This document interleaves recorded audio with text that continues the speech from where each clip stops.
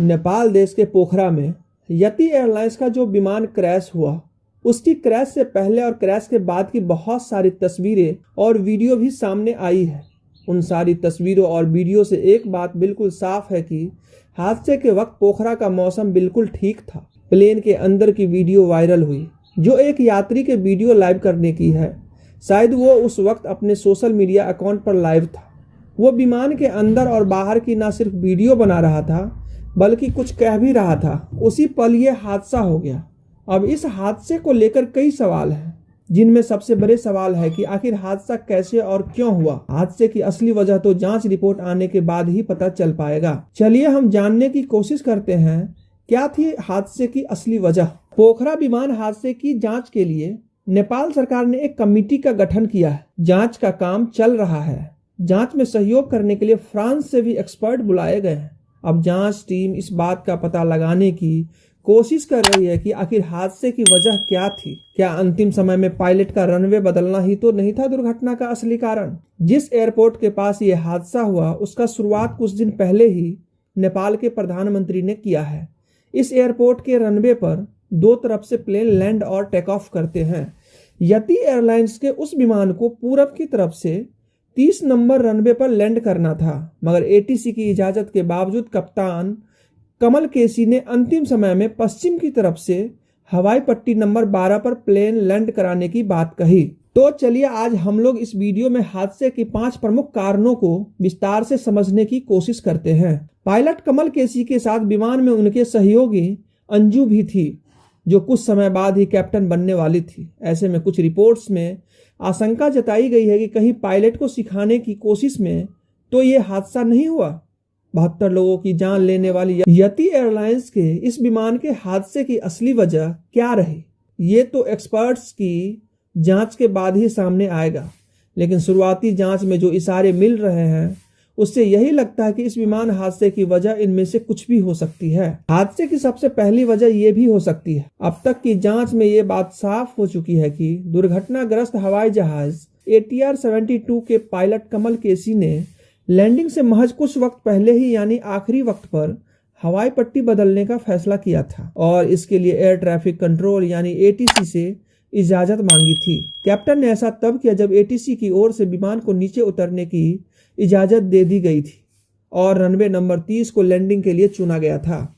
लेकिन उतरने से ठीक पहले पायलट कमल केसी ने रनवे नंबर 12 पर उतरने का फैसला किया और इसके लिए इजाजत मांगी। कैप्टन ने ऐसा तब किया जब हवाई जहाज एयरपोर्ट से महज 24.5 किलोमीटर दूर था और लैंडिंग के लिहाज से ये दूरी काफी कम होती है। ऐसे में सबसे बड़ा सवाल तो यही है कि आखिर विमान के पायलट ने आखिरी वक्त पर इतना बड़ा फैसला क्यों लिया, इसकी क्या वजह रही। असल में पोखरा एयरपोर्ट पर पूरब की तरफ से लैंड करने वाले हवाई जहाजों को एयर स्ट्रिप नंबर 30 पर उतरने को कहा जाता है, जबकि पश्चिम की तरफ से नीचे आने वाले जहाजों के लिए रनवे नंबर 12 की व्यवस्था है। रविवार को जब यति एयरलाइंस का वो विमान लैंडिंग की तैयारी कर रहा था, तो वो VRF यानी विजुअल फ्लाइट रूल्स तकनीक का इस्तेमाल कर रहा था। आमतौर पर हवाई जहाज मौसम साफ रहने पर इस तकनीक का इस्तेमाल करके नीचे उतरते हैं, यानी इतना तो साफ है कि हादसे वक्त मौसम खराब नहीं था।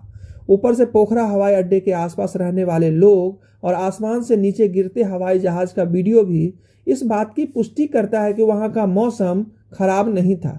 ऐसे में सबसे बड़ा सवाल यही है कि आखिर फिर पायलट के नीचे उतरने के लिए एयर स्ट्रिप बदलने की इजाजत क्यों मांगी। हादसे की दूसरी वजह यह भी हो सकती है। नेपाल में हुए विमान हादसे की एक वजह 5G मोबाइल नेटवर्क को भी माना जा रहा है। ये कहा जाने लगा कि स्मार्टफोन के इंटरनेट नेटवर्क की वजह से ATC को पायलट से संपर्क में रहने से दिक्कत होती है, जिससे विमान के टेक ऑफ और लैंडिंग के दौरान संवादहीनता के चलते असमंजस के हालात पैदा हो सकते हैं। ऊपर से मोबाइल इंटरनेट की वजह से जमीन से प्लेन की ऊंचाई का सिग्नल भी सटीक नहीं मिल पाता है और यही वजह है कि अक्सर हवाई जहाज के टेक ऑफ या लैंडिंग के दौरान विमान में बैठे मुसाफिरों से भी अपने अपने मोबाइल फोन को स्विच ऑफ करने के लिए कहा जाता है या फिर मोबाइल को फ्लाइट मोड पर रखने की सलाह दी जाती है।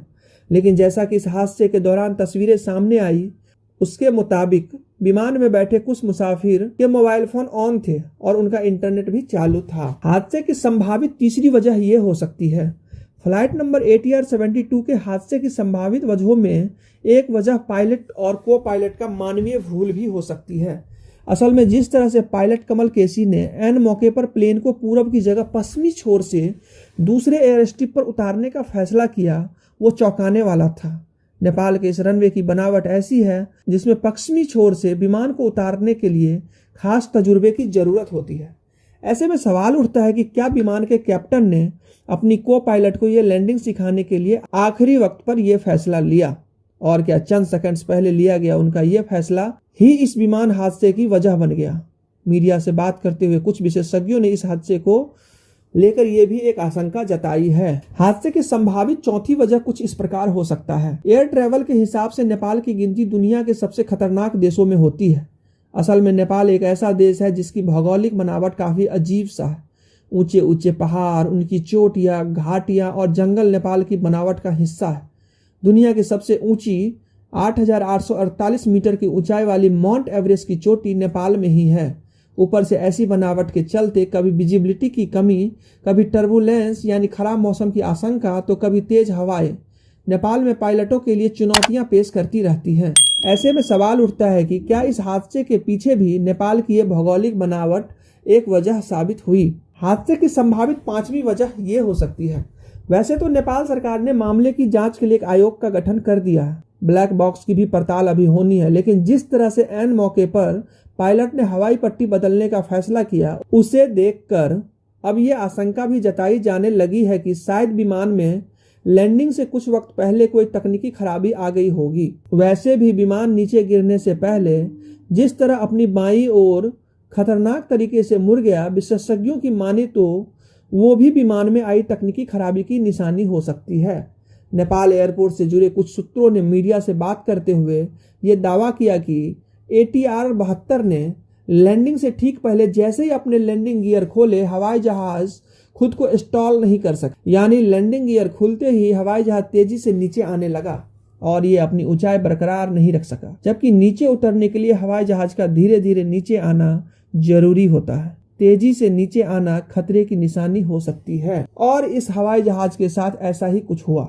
कम से कम हवाई जहाज पर नीचे से नजर रख रहे लोगों को तो कुछ ऐसा ही लगा। तो दोस्तों, अगर हमारे द्वारा दी गई जानकारी से सहमत हैं तो कमेंट में जरूर बताएं। अगर आप इसी तरह का वीडियो देखना चाहते हैं तो चैनल को सब्सक्राइब कर लें। वीडियो को पूरा देखने के लिए धन्यवाद।